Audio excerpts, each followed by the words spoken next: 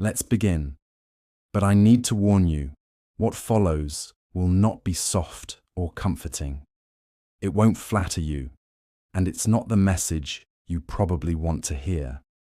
But it is exactly the message you need.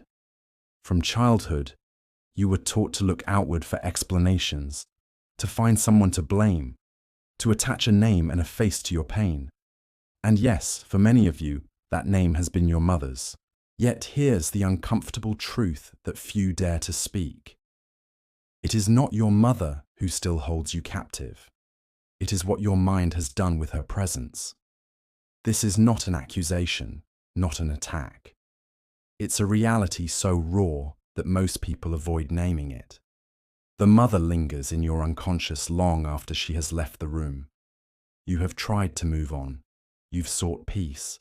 But peace never comes when you're still caught in a war you can't see. Do you know which war I'm talking about?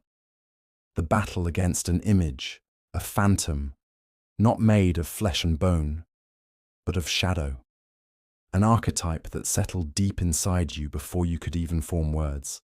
And here lies the cruelest part. Shadows do not vanish on their own. This is what Jung called the mother complex. And it is not just a label from psychology, it is an emotional prison built of invisible bars. It is that inner voice that condemns you without speaking. It's the hollow space inside that nothing seems to fill. It's the endless hunger for approval you've carried since you were small. And the harshest reality is this: it was never truly yours. It was inherited. It's an echo, an imprint on the soul itself. You may ask, how can something like this be healed? That is where the true work begins, because as long as you keep seeing your mother as an all-powerful force, whether you worship her or resent her, you are not seeing her at all. You're seeing a myth, a projection, an image twisted by years of unmet needs, silent wounds, and words never spoken. And the most painful part, that myth governs your life far more than you admit. Every decision you make, chasing approval. Every relationship that crumbles because you wait for someone to save you. Every time you fail to set boundaries. All of this traces back further than you realize. Back to a missing gaze, a hug that never came, a word you longed for but never heard. And now, though you are an adult, within you still lives the child who begged for a mother's reassurance. Here's the brutal truth. That moment will not come. Healing does not mean waiting for her to change.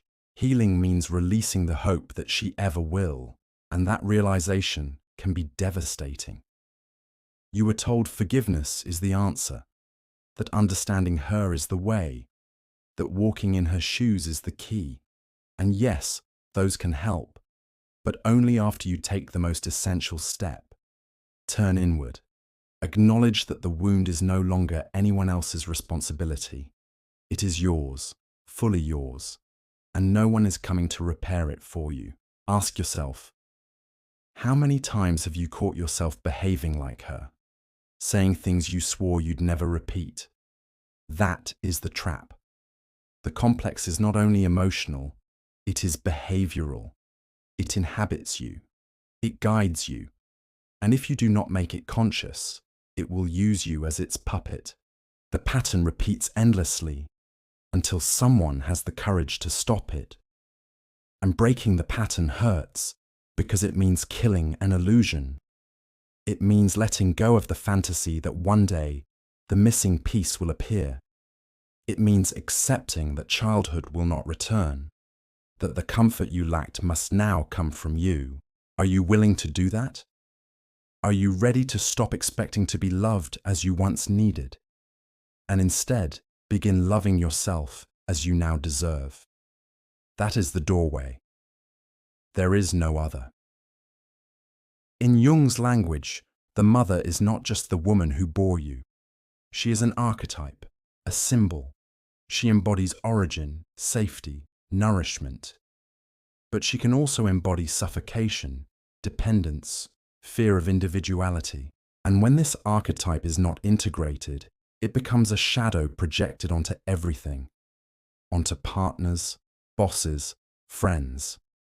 You find yourself expecting someone to rescue you, to know your needs without words, to offer unconditional care. But that isn't love. It's emptiness. And emptiness is not filled by another person. It is filled with awareness, with truth, with courage. The first step is to stop idealizing her. She was not perfect, not a goddess, but she also wasn't the monster your pain sometimes paints her to be. She was human, flawed, wounded, carrying her own unspoken battles. She did what she could with what she had, and often what she had was not enough. That doesn't erase the harm, but it explains it. And in that understanding, something loosens, not through forced forgiveness, but through liberation, because both idolization and resentment are prisons. Both distort reality. And reality is this: you no longer need a mother. You need yourself, stronger, kinder, more awake. That self won't appear magically. You must build it. How? Begin by watching your reactions. Each time you feel rejected, ask, am I really reacting to this person or to an old wound still bleeding? Each time you demand unconditional love, ask, do I seek love or am I still chasing repair? Each time you abandon yourself so that another won't abandon you, ask, who first abandoned me? Healing is not neat. It's not graceful. It's a descent into your own underworld, a raw dialogue with your inner child.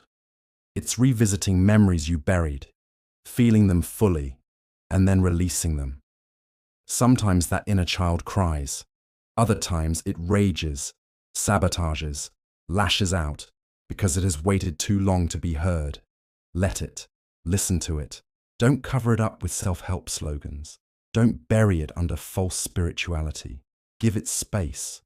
Ask what it needed, and then give that to yourself. Because self-compassion is not weakness. It is medicine. It is the only salve when everything else has failed. But practicing it takes courage. Because a part of you has learned to hate yourself, to punish yourself, to carry on the same cruelty once imposed on you. You must break that cycle. Emotional re-education is not just theory or books. It's seeing yourself with new eyes. It's creating new responses. It's ending the search for mothers in places that will never provide them. The world will not give you what you lacked. It isn't designed to. The world will demand, criticize, dismiss. And in the midst of that, you must construct yourself. Emotional freedom begins when you stop replaying the script, when you choose differently, when you finally realize you are no longer 5 years old, no longer trapped in that house, no longer dependent on a caress for permission to exist. Yet inside you, a part still clings to that illusion, still hopes, still silently pleads. That part is not guilty, but you hold the responsibility to heal it. Do it. Not tomorrow, not when you feel ready. Do it now, because if you wait for readiness, you'll never begin. Healing doesn't arrive in stillness. It comes amid noise, chaos, fear.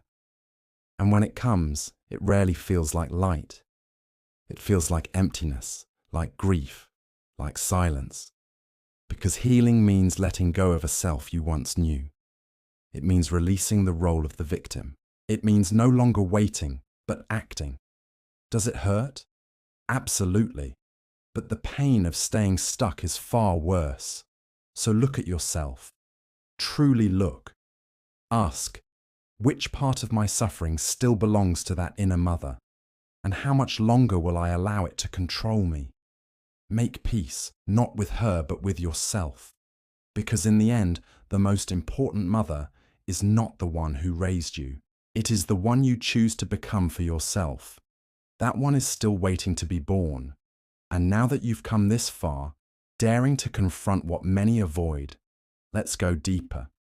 There's a darker hidden layer, a force few ever see, Invisible loyalty. Yes, loyalty. Not one you chose, but one that pulls your soul like a hidden string.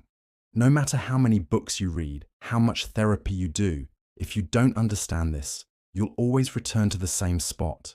Your unconscious believes that to surpass your mother is to betray her. That's how insidious this trap is.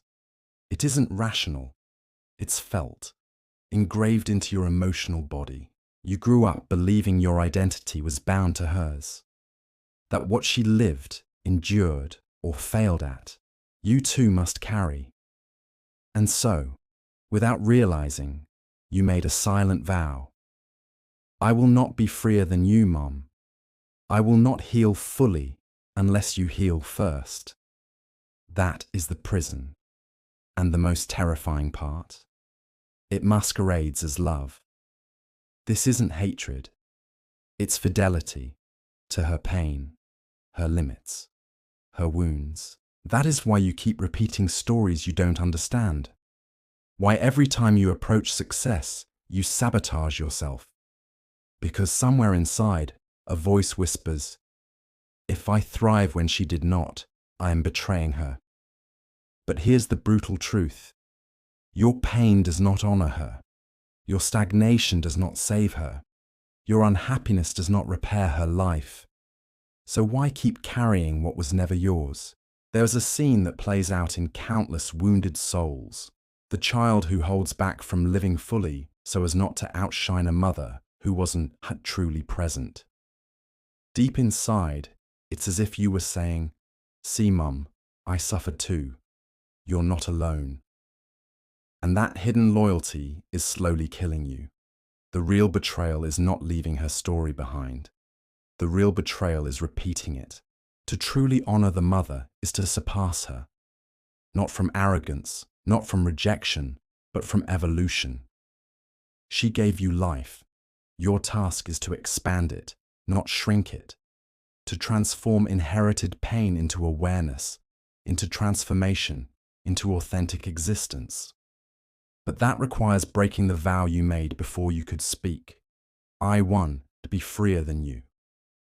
Break it, not with anger, but with love. Whisper to her, whether she's here or not. Thank you for what you gave me. But now I walk another path, not of resentment, but of freedom. As long as you remain bound to that hidden loyalty, everything becomes repetition. Her fears become yours. Her guilt, her boundaries, her sacrifices, her way of loving, all copied without your knowing. Reflect. How many choices in your life were directed by that shadow? Perhaps that's why rejection cuts so deep. Perhaps that's why success feels laced with guilt. Perhaps that's why you choose partners who make you small. Not because you are weak, but because you are loyal. And that loyalty costs you your life. Yet if you dare confront it, something opens.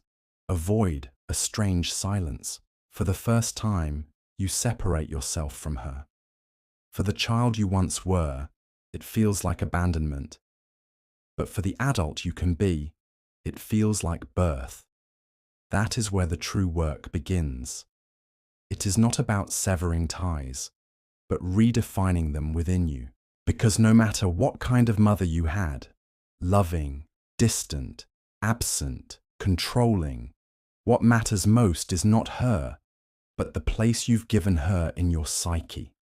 Left unmanaged, that place becomes either an altar or a prison, idealization or enslavement, but both are distortions. Healing requires dismantling the fantasy, and that fantasy takes many forms.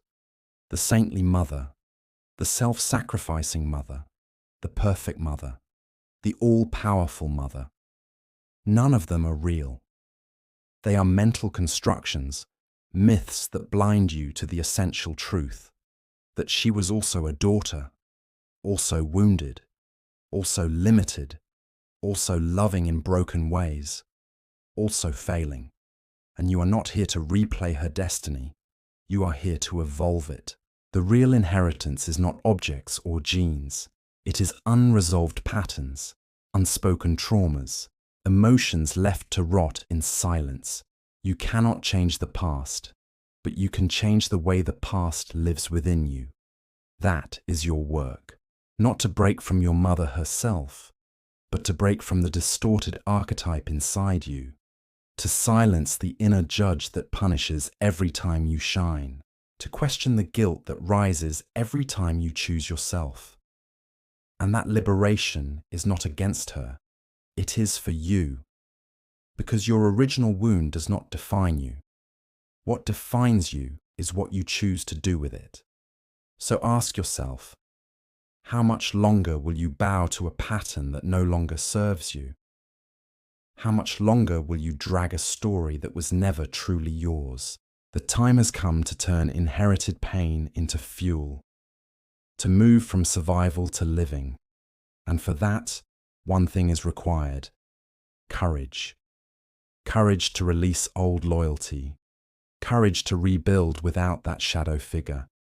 Courage to look in the mirror and declare, now I am the one who cares for me. And when you do, when you finally choose yourself, you will honor your mother in the highest way. Because the greatest tribute to the woman who gave you life is to actually live it. But even then, another challenge emerges. Something subtler, more deceptive, emotional self-abandonment. Because what does a child do when their needs aren't met? They adapt, they hide, they silence themselves, they pretend it doesn't hurt. And that survival tactic becomes, years later, your way of existing. Notice how you treat yourself, how you speak to yourself internally, how you demand from yourself what you would never demand from someone you love.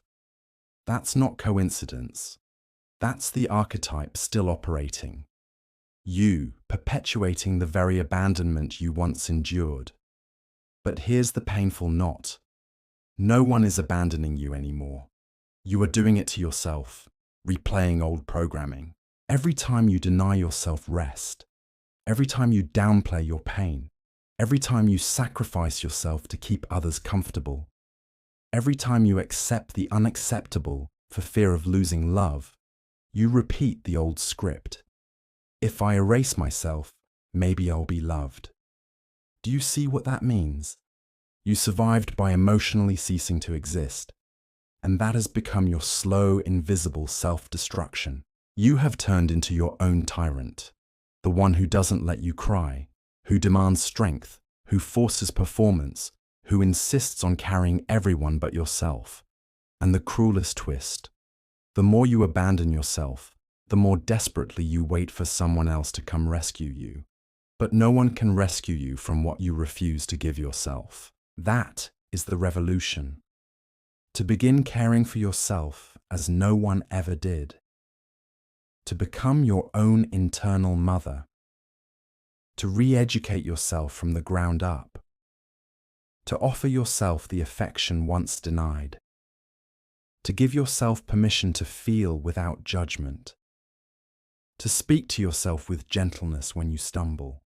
To release the demand for perfection when you simply need kindness. At first, it feels unnatural. You're used to the whip, the criticism, the coldness. But that isn't truly yours. It's borrowed programming, inherited software. Do you want to end the cycle? Ask yourself, how would I treat a child who just endured what I endured? What would I say to them if they were exhausted, fragile, on the verge of collapse? Would I push them harder or hold them? And then recognize that child is you. Even now, even at 30, 40, 50. Beneath the armor, beneath the control, that child waits. And no one is coming in the way you imagine. It isn't about finding the perfect savior. It's about becoming the figure you once needed. This isn't mysticism. This is psychology. Jung said, what remains unconscious appears in life as fate, and here it manifests brutally. If you don't bring your self-abandonment into awareness, you will replay it in every job, every relationship, every choice. You will live in scarcity, in hunger, in longing for rescue. And the paradox is, you stop needing rescue only when you become your own refuge. It's difficult, yes, because no one taught you. You were trained to perform, to compete, to prove. No one taught you to hold your inner world. And so you inherited another shadow, the negative inner mother.